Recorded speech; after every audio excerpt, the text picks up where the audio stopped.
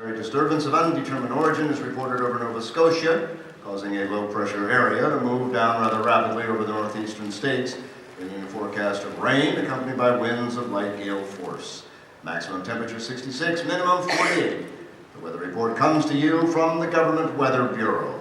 We now take you to the Meridian Room in the Hotel Park Plaza in downtown New York, where you will be entertained by the music of Ramon Raquello and his orchestra. Good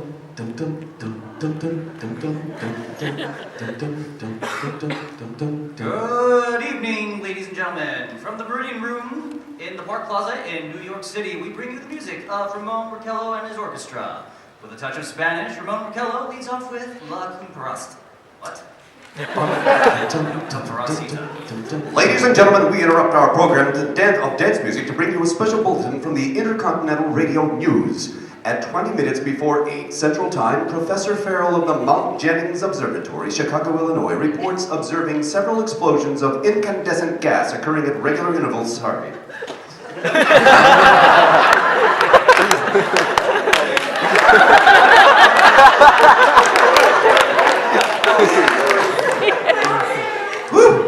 It's on the planet Mars.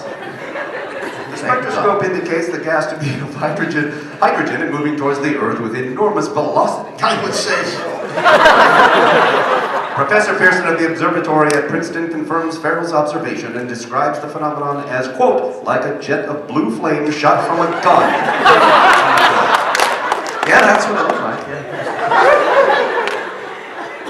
Apparently airline food. We now return you to the music of Ramon Raquello, playing for you in the Meridian Room of the Park Plaza Hotel, situated in downtown New York. Favor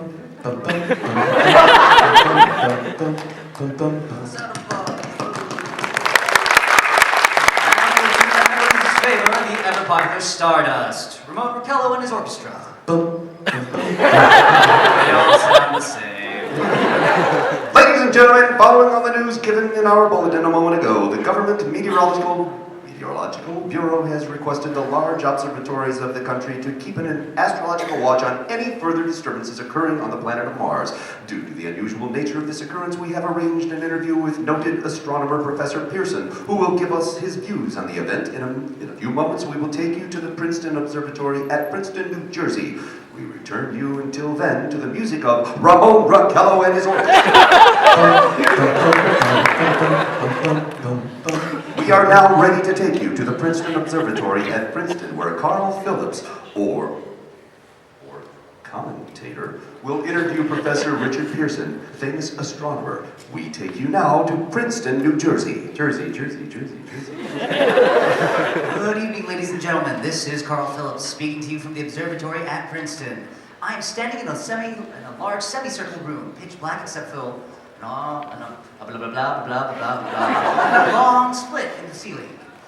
Through this opening, I can see a sprinkling of stars that cast a kind of frosty glow over the intricate mechanism of the huge telescope. The ticking sound that you hear is the vibration of the clockwork. Professor Pearson stands directly above me on a small platform, peering through a large, giant lens. I ask you to be patient, ladies and gentlemen, during any delay that may arise during our interview. Besides his ceaseless watch of the heavens, Professor Pearson may be interrupted by telephone, or other communications. During this period, he is in constant touch with the astronomical centers of the world. Professor, may I begin our questions? At any time, Mr. Phillips. Professor, would you please tell our radio audience exactly what you see as you observe the planet Mars through your telescope? Well, nothing unusual at the moment, Mr. Phillips. A red disk swimming in a blue sea. Transverse stripes across the disk.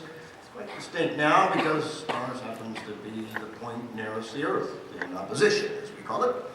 In your opinion, what do these transverse stripes signify, Professor Pearson? Well, not canals, I can assure you, Mr. Phillips. Although that's the popular conjecture of those who imagine Mars to be inhabited. From a scientific viewpoint, the stripes are merely the result of atmospheric conditions peculiar to the planet. Then you're quite convinced as a scientist that living intelligence as we know it does not exist on Mars. I'd say the chances are against it 1,000 to 1. And yet, how do you account for those gas eruptions occurring on the surface of the planet? It's a rather personal question, isn't it? Phillips, I can't account for it. Professor, for the benefit of our listeners, how far is Mars from Earth? Approximately 40 million miles. Holy crap. That seems a safe enough distance. Thank you.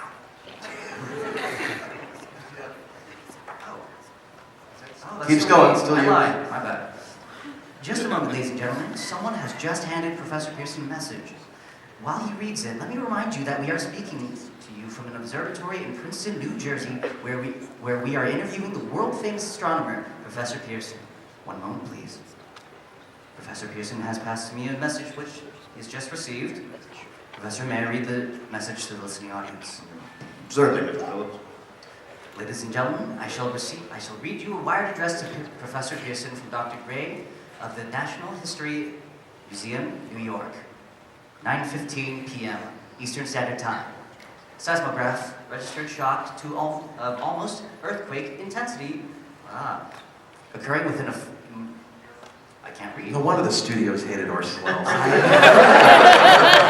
And we're professionals. Yeah, I know, right? Registered as a shock of almost earthquake intensity occurring within a radius of 20 miles of Princeton. Please investigate. Signed, Lloyd Gray, Chief of Astronomical Division. Professor Pearson, could this occurrence possibly have something to do with the disturbance observed on the planet Mars? Hardly, Mr. Phillips. It's probably a meteorite of unusual size, and its arrival at this particular time is merely a coincidence. However, we shall conduct a search as soon as daylight permits. Thank you, Professor. Ladies and gentlemen, for the past 10 minutes, we've been speaking to you from the observatory at Princeton. Why does he keep saying this? Bringing you a special interview with Professor Pearson, noted astronomer. This is Carl Phillips speaking. We are returning you now to our New York studio. Ladies and gentlemen, here is the latest bulletin from the Intercontinental Radio News. Toronto, Canada. Professor Morse of McGill University reports observing a total of 3 explosions on the planet Mars between the hours of 7:45 p.m. and 9:20 p.m. Eastern Standard Time. This confirms earlier reports received from American observatories. Now, nearer home comes a special announcement from Trenton, New Jersey. It is reported that at 8:50 p.m., a huge flaming object, believed to be a meteorite, fell on a farm in the neighborhood of Grover's Mill, New Jersey, 22 miles from Trenton. The flash in the sky was visible within a radius of several hundred miles, and the noise of the impact was heard as far north as Elizabeth.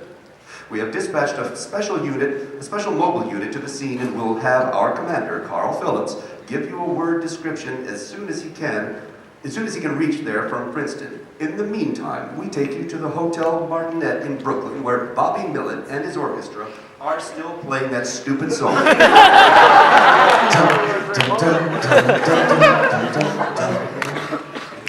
We now take you to Grover's Mill, New Jersey.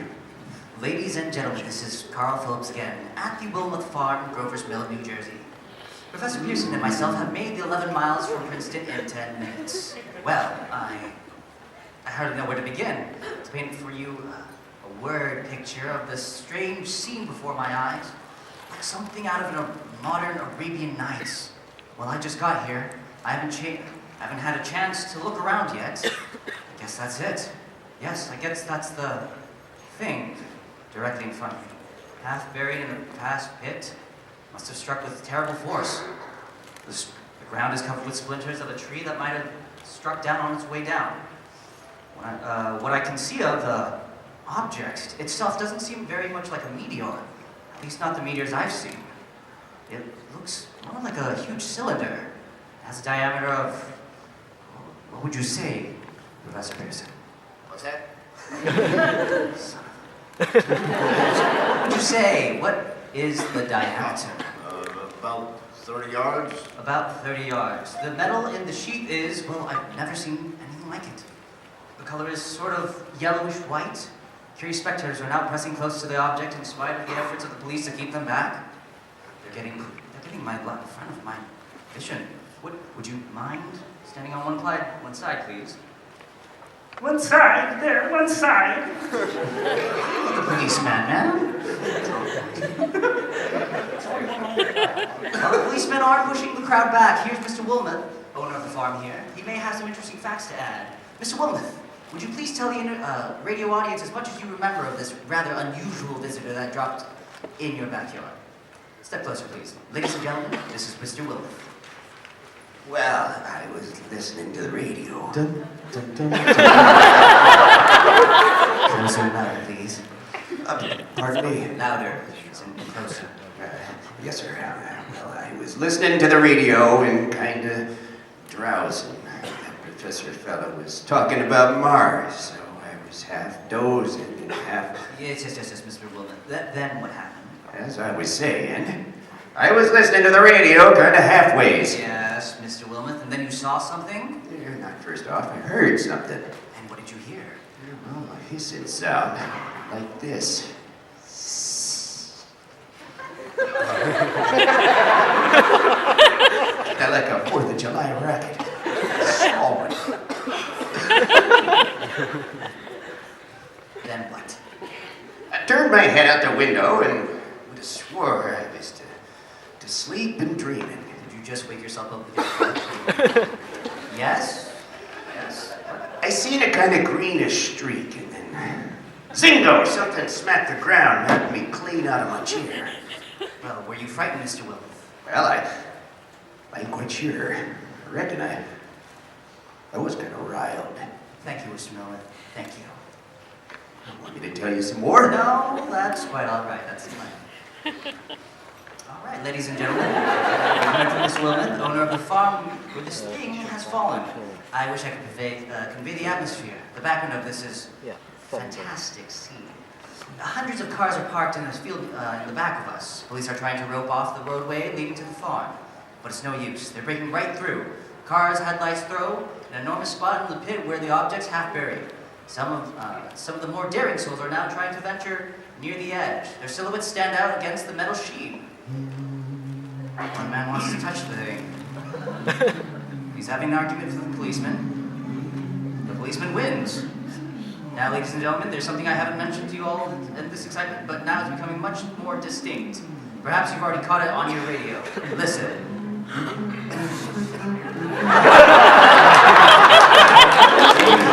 It's a curious humming sound that seems to come from the inside of the object. I'll move the microphone nearer. Now we're no more than 25 feet away from it. Can you hear it now? Oh, Professor Pearson. Yes, Mr. Phillips? Can you tell us the meaning of the scraping noise inside the thing? Possibly the unrolling of its surface. I see. And do you still think it's a meteor, Professor? I don't know what to think. The metal casing is definitely extraterrestrial, not found on this Earth. Friction with the Earth's atmosphere usually tears holes in a meteorite. This thing is smooth and, as you can see, of cylindrical shape. Just a minute. Something's happening. Ladies and gentlemen, this is terrific. This end of the thing is beginning to flake off. The top of the beginning is beginning to rotate like a screw. The thing must be hollow. Back, that's right. It's red hot. I don't get rid of this damn thing. It's back. She's off! Ladies and gentlemen, that was the most terrifying thing I've ever read. Wait a minute. Someone's crawling out of the hollow top. Someone or something. I can see peering out of the black hole 2 luminous discs. Are they eyes? It might be a face. It might be... Oh! Good heavens! Something's wriggled out of the shadow like a gray snake. Okay. Now it's another one. And another. They look like tentacles to me.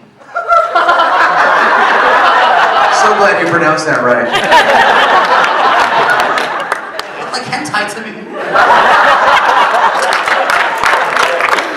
There, I can see the thing's body. It's large as a bear, and it glistens like wet leather.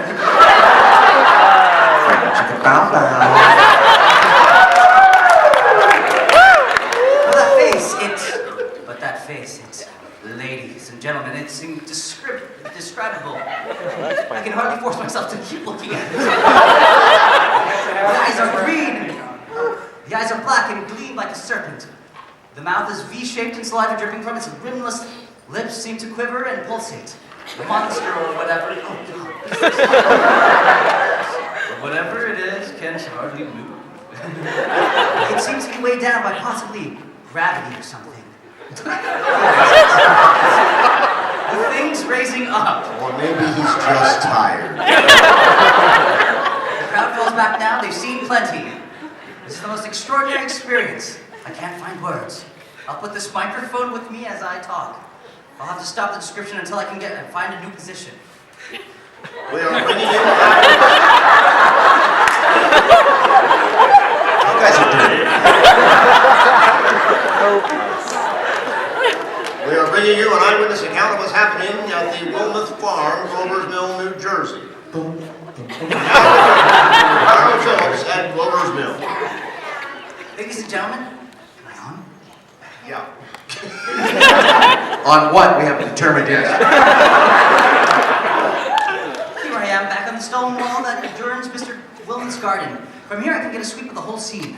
I'll give you every detail as long as I can talk, as long as I can see.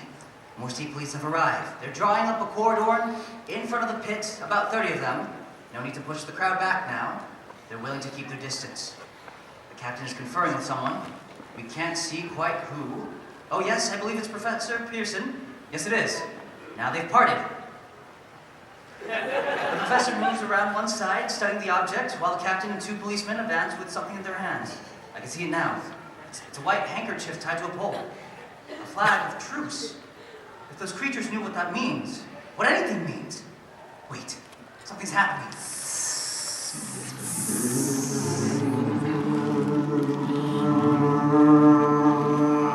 A hump shape is rising out of the pit. I can make a small beam of light against the mirror. What's that? There's a jet of flame streaming from the mirror. And it seems right at the advancing man. It strikes them head on. Good Lord. They're turning into flame. That hurts. Now the whole field's caught on fire. The woods, the barn, the gas tanks, the automobiles, it's spreading everywhere. It's coming this way, about 20 yards to my right.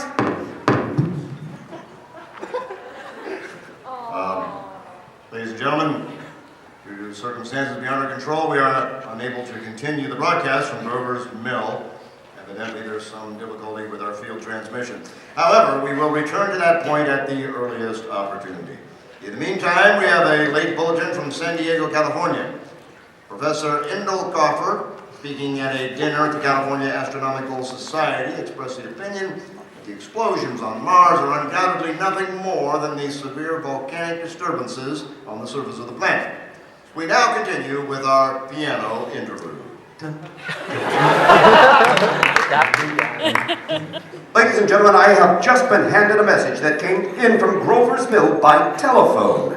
Just a moment. At least 40 people, including 6 state troopers, lie dead in a field east of the village of Grover's Mill. Their bodies burned and distorted beyond all possible recognition. We just know they were bodies, I guess. The next voice you hear will be that of Brigadier General Montgomery Smith, commander of the State Militia of Trenton, New Jersey.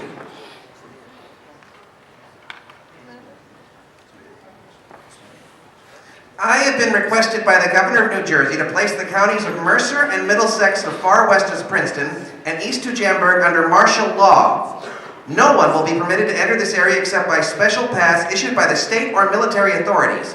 4 companies of state militia are proceeding from Trenton to Grover's Mill and will aid in the evacuation of homes within a range of military operations. Thank you. You have just been listening to General Montgomery Smith, commanding the state militia at Trenton. In the meantime, further details of the catastrophe at Grover's Mill are coming in. The strange creatures, from unleashing their deadly assault, crawled back into their pit and made no attempt to prevent the efforts of the firemen to recover the bodies and extinguish the fire. Combined fire departments of Mercer County are fighting the flames which menace the entire countryside. We have been unable to establish any contact with our mobile unit at Grover's Mill, but we hope to be able to return you there at the earliest possible moment. In the meantime, you guessed it, we take you... Just one moment, please. Ladies and gentlemen, I have just been informed that we have fully established communication with an eyewitness of the tragedy. Professor Pearson has been located at a farmhouse near Grover's Mill, where he has established an